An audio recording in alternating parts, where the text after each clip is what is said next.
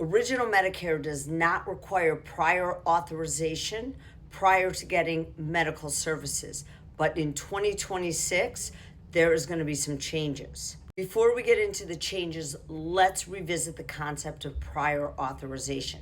So let's say you're 50 years old, you're on an insurance plan, and your doctor says you need to get an MRI. Well, before you're going to get that MRI, you need prior authorization approval from your insurance plan.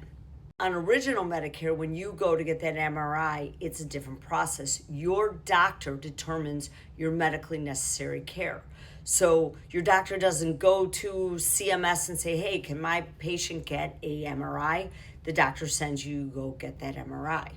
So typically when I'm explaining the difference between original Medicare and Medicare Part C or Medicare Advantage, I'm always explaining the difference in the concept of prior authorization, because original Medicare doesn't require it, but Medicare Advantage plans do for some of the bigger services.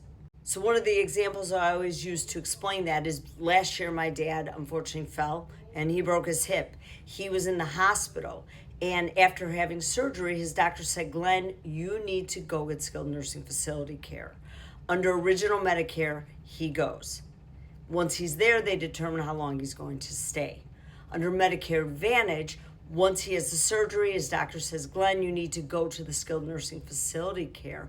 Before he can go, the managed care company, the Medicare Advantage plan, has to agree with the doctor's assessment.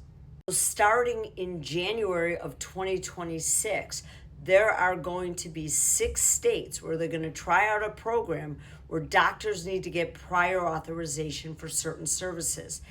I'm going to show you the list. There's 17 different services, and these are the 6 states where this pilot program is going to be applied. So again, these are the 6 states, and now I'm going to show you what the 17 services are that will require prior authorization in these states. Now here is the list, and my understanding is these 17 services were chosen because they were vulnerable to fraud, waste, and abuse in the Medicare system. So this is like a pilot program. Do we need to be in a panic about it? No, but we're going to watch and see what they do with it over time. Will it be applied to other states? Will it be expanded into other services? At this point, we don't know. This is the beginning, and we'll watch and see how it goes.